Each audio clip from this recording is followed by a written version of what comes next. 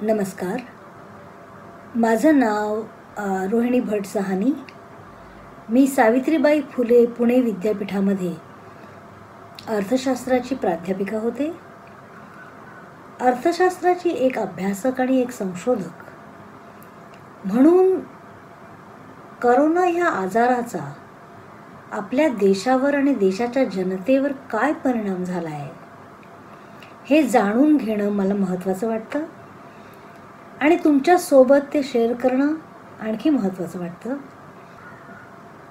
Corona हा आजार हा इतर आजारांच्यापेक्षा खूप वेगळा आहे. देशाच्या आर्थिक रचनेवरती संकट येतच असतात, ती काही नवीन नाही. परंतु हे जे कोरोनाचं संकट आलेलं आहे आणि संकट असं आहे की हा आजार होऊ नये म्हणून आपण जी खबरदारी घेतो त्याच्यामुळे संकट आलेलं आहे. याचा अर्थ लॉकडाऊन, टाळेबंदी, फिजिकल डिस्टन्सिंग, माणसाचा माणसांशी असलेला संपर्क तोडून टाकणं, यामुळे जे संकट आलेलं आहे त्याविषयी मी आज तुमच्याशी बोलणार आहे.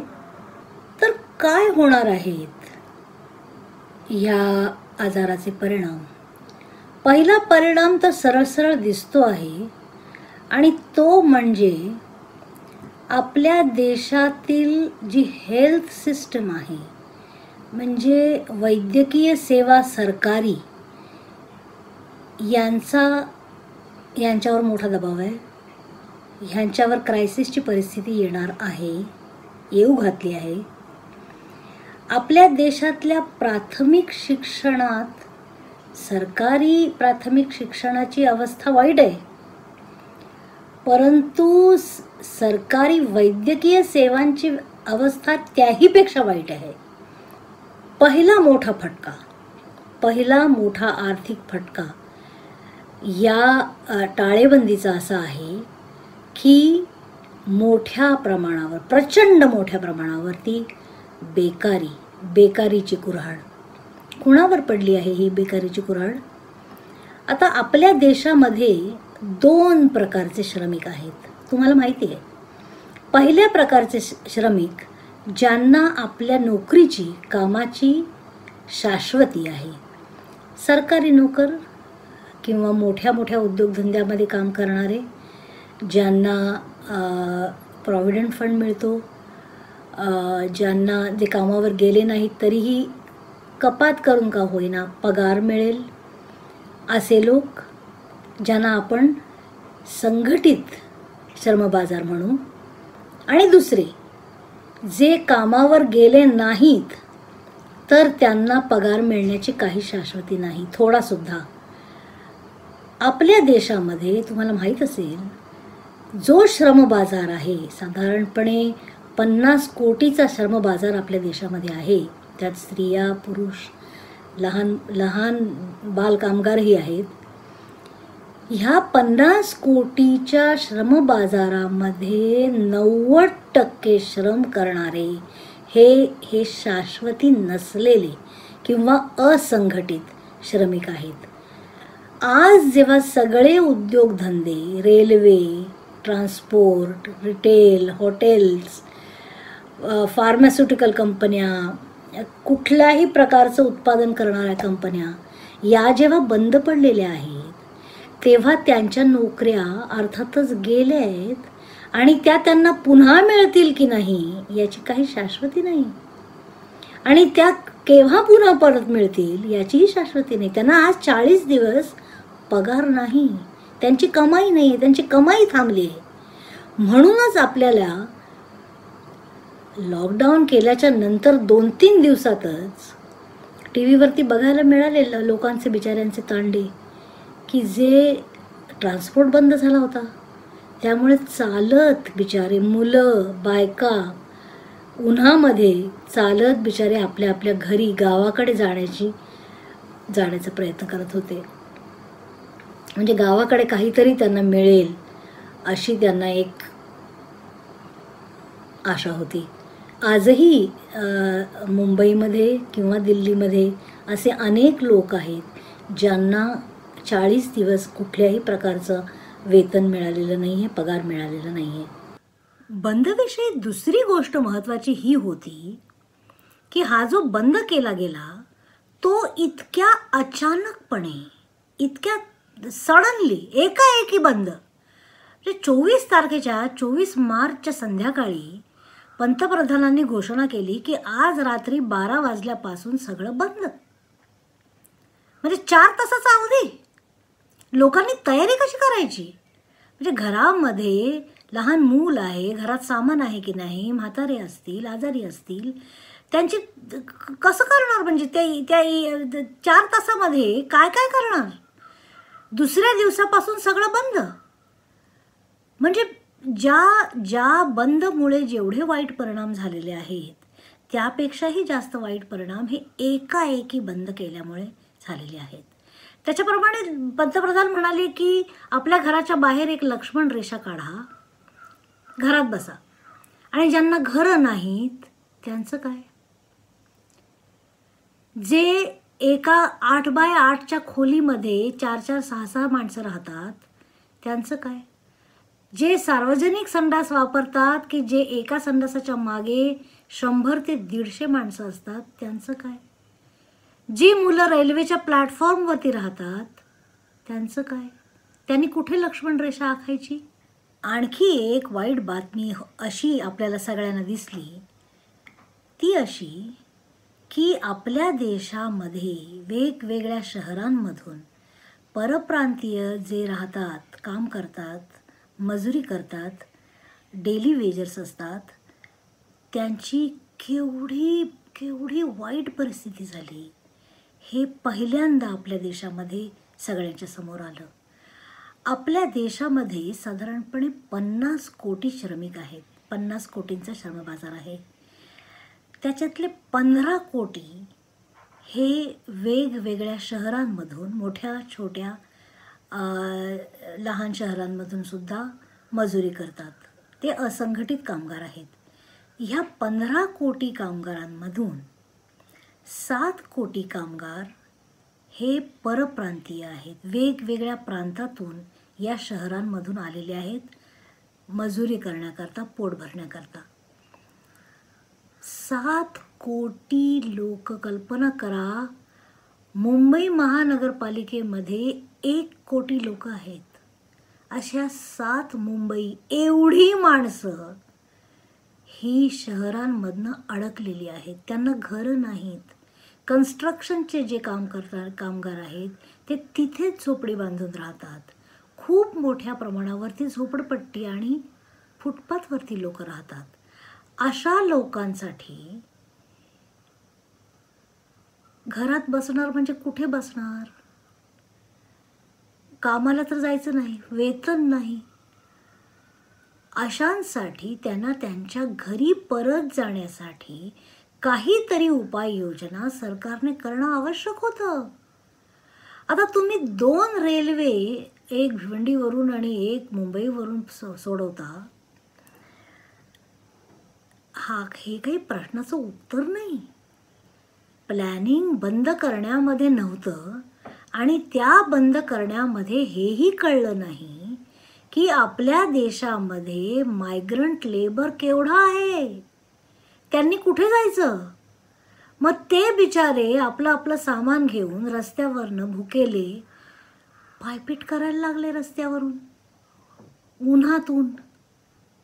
या लोकांना आपल्या गावाला, आणि खूप मोठ्या प्रमाणावरती मायग्रंट लेबर येतं UP, बिहार, वेस्ट बेंगॉल, ओडिसा इथून. म्हणजे हे सगळे गुजरातमध्ये येतं, महाराष्ट्रामध्ये येतं, कर्नाटकमध्ये येतं. हे जे सगळे श्रमिक आहेत, ज्यांचं वेतन गेलेलं आहे, ज्यांची नोकरी गेलेली आहे, ज्यांना घर नाही, अशांनी रस्त्यावर यायचं नाही तर काय करायचं? त्यांना तुम्ही जर एक बस, काहीतरी ट्रान्सपोर्ट, काहीतरी वाहन, म्हणजे तुम्हाला श्रमिकांची काही पर्वा आहे की नाही घरातल्या, देशातल्या? तर अशी जेव्हा 90% श्रम बाजाराला कमी किंवा 0 असं वेतन जेव्हा मिळतं, तेव्हा महत्त्वाची गोष्ट ही आहे की याचा हा जो पहिला मोठा परिणाम आहे लॉकडाऊनचा, बेकारी, याचा परिणाम मागणीवरती होणार आहे. तुम्हाला माहिती आहे, आर्थिक व्यवहारामध्ये मागणी ही सगळ्या अर्थरचनेचा प्राण आहे. मागणी म्हणजे काय? तर एखादी वस्तू आपण पैसे देऊन विकत घेऊ शकू आणि मग त्या वस्तूची मागणी करणं, ह्याला म्हणतात मागणी. ह्याला म्हणतात इफेक्टिव्ह डिमांड. ही डिमांड बाजारामध्ये लॉकडाऊन बंद झाल्याच्या नंतर, म्हणजे लॉकडाऊन गेल्याच्या नंतरही ती तशीच राहण्याची शक्यता आहे, खूप दाट शक्यता आहे. कारण मोठ्या प्रमाणावरती जे लोक, ज्यांना उत्पन्न मिळत होतं, ज्यांना वेतन मिळत होतं, ते एकाएकी दारिद्र्य रेषेच्या खाली गेलेले आहेत. मागणी बाजारामध्ये जेव्हा कमी होते किंवा नष्ट होते, तेव्हा त्याचा काय परिणाम होतो आर्थिक? त्याचा परिणाम असा होतो की त्याच्या मागणीच्या बरोबर जोडलेला दुसरा शब्द आहे पुरवठा किंवा उत्पादन. मागणीच जेव्हा बाजारामध्ये कमी होते, तेव्हा त्या वस्तूंच्या, वेगवेगळ्या वस्तूंचा पुरवठाही बाजारात कमी होईल, कारण उत्पादनच कमी होईल. आता जी उत्पादनं बंद पडलेली आहेत, आता बिल्डिंग बांधणारे कन्स्ट्रक्शन वर्कर्स जे निघून गेलेले आहेत, त्यांना पुन्हा कन्स्ट्रक्शन या देशामध्ये होईल का सुरू? नवे नवे धंदे तर सुरू व्हायचे सोडाच, परंतु जुने धंदे होतील का सुरू? हा मोठा प्रश्न आहे. आणि त्यामुळे हे जे लोक बेकार झालेले आहेत, ज्यांनी रोजगार गमावलाय, त्यांना पुन्हा रोजगार मिळेल की नाही त्याच ठिकाणी किंवा दुसऱ्या कुठल्या तरी ठिकाणी, हा त्यांच्या समोर खूप मोठा प्रश्न आहे. त्यामुळे मागणी बाजारामध्ये कमी झाल्याच्या नंतर पुरवठा बाजारामध्ये कमी होईल आणि म्हणून वस्तूंचा तुटवडा हा आपल्याला हळूहळू आपल्या बाजारात दिसायला लागेल. माझी मैत्रीण मला कालच सांगत होती की बाजारात गेली होती, साखर मिळत नाही आता किंवा दही मिळत नाही. अशा प्रकारची ही दुकानं उघडी आहेत आणि तरीही ट्रान्सपोर्ट नसल्यामुळे ह्या वस्तू आता मिळत नाही आहेत. परंतु उत्पादन जर झालं नाही तर तो जो तुटवडा असेल, तो तुटवडा यापेक्षा कितीतरी मोठा असेल. आणि तुटवडा एकदा आला की त्याबरोबर येते महागाई. त्यामुळे ज्यांच्याकडे पैसाच नाही, ज्यांना मागणीच करता येत नाही, त्यांना त्या वस्तूंच्या जेव्हा भाव वाढतील तेव्हा त्यांचं काय होणार, हा खूप मोठा, अतिशय कळीचा आणि घाबरवून टाकणारा प्रश्न आहे. त्याबरोबर आणखी एक गोष्ट मला तुम्हाला सांगायची आहे, ती म्हणजे उत्पादनामध्ये असणारी सप्लाय चेन. सप्लाय चेन अशी असते, मी तुम्हाला एक उदाहरण देते. टूथपेस्टचं उदाहरण घेऊया. टूथपेस्ट उत्पादन करायची म्हणजे आधी ते टूथपेस्ट निर्माण करणारी साधनं पाहिजेत, त्याची सामग्री पाहिजे, नंतर ती ट्यूब पाहिजे, ते झाकण पाहिजे, ती मशीन जे त्या ट्यूबमध्ये टूथपेस्ट भरेल ते मशीन पाहिजे, ते मशीन ज्याच्यावर चालेल ती वीज पाहिजे किंवा इंधन पेट्रोल पाहिजे किंवा डिझेल पाहिजे. त्याच्यानंतर ती पॅक करायला जो कागदाचा पुठ्ठ्याचा बॉक्स पाहिजे, नंतर ती त्याच्यामध्ये पॅक झाली की मोठे बॉक्समधनं भरून ट्रक पाहिजे, तो ट्रक त्या दुकानापर्यंत जायला पाहिजे आणि दुकानामध्ये गिराहिकाने ती टूथपेस्टची मागणी केली पाहिजे. आता केवढ्या वेगवेगळ्या वस्तू या साध्या टूथपेस्टच्या उत्पादनामध्ये आहेत. यावरून तुम्हाला कल्पना येईल की इतर कुठलीही वस्तू जर निर्माण करायची झाली तर किती वेगळ्या वेगळ्या छोट्या इतर उत्पादनांची गरज आहे. मी तुम्हाला बेकारीविषयी बोलले, मागणीविषयी बोलले, इफेक्टिव्ह डिमांड, त्याच्यानंतर उत्पादन आणि पुरवठा, तुटवडा आणि महागाई याविषयी बोलले. आणखी एका महत्त्वाच्या विषयाविषयी बोलणं आवश्यक आहे, आणि ते म्हणजे बँकांचं आरोग्य. तर काय आहे, उत्पादन कसं होतं? उत्पादन, वस्तू, सेवा या सगळ्यासाठी जो लेबर लागतो तो तर आहेच, त्यांना पगार द्यावा लागतो. उत्पादन करण्यासाठी कच्चा माल घ्यावा लागतो, कारखान्याची जागा भाड्याने घ्यावी लागते किंवा विकत घ्यावी लागते. ही इन्व्हेस्टमेंट आहे. ही जी इन्व्हेस्टमेंट आहे त्यासाठी पैसा कुठून येतो? पैसा येतो 2 ठिकाणाहून. पहिला शेअर मार्केट आणि दुसरा बँका. आता भारतामध्ये परिस्थिती गेल्या महिन्याभरामध्ये अशी आली आहे की शेअर बाजार कोसळला आहे. शेअर बाजारमधून खूप मोठ्या प्रमाणावरती कारखानदार आणि उद्योजक आणि सगळेच ज्यांना कोणाला धंदा करायचा आहे वेगवेगळ्या वेगळ्या वस्तूंचा, सेवांचा, ते शेअर मार्केटमधून भांडवल उभं करतात. शेअर मार्केट जर कोसळलं असेल तर त्यांना तिथून तो पैसा उभा करता येणार नाही. दुसरा पर्याय आहे बँकांचा. बँकेतून कर्ज त्यांना घेता येईल आणि बँका ते कर्ज देतीलही, कदाचित मोठ्या व्याजाने असेल परंतु देतीलही. परंतु ते कर्ज उत्पादन एवढं होऊन ते विकलं जाऊन त्या उद्योजकांना, बँकांना परत देता येईल का? हा मोठा प्रश्न आहे. आणि बँका कशा चालतात माहिती आहेत का? बँकांच्याकडे स्वतःचा पैसा कमी असतो. त्या डिपॉझिटर्सकडनं पैसे घेतात. आपण बँकांमध्ये पैसा ठेवतो, कधी फिक्स डिपॉझिटमध्ये ठेवतो, मग तो त्याला आपल्याला हात लावता येत नाही, नाहीतर सेविंग अकाउंटमध्ये ठेवतो. आता काय आहे, ह्या पैशातून आपण जे ठेवी ठेवतो बँकांमध्ये, या पैशातून बँका कर्ज देतात. आता हे कर्ज जर उद्योजकांना फेडता आलं नाही तर याचा अर्थ असा होतो की आपला पैसा जो आपण ठेवी म्हणून ठेवला तो उद्योजकांनी घेतला. आता आपल्याला जेव्हा पैसा पाहिजे तेव्हा बँकेकडे तो पैसा नको.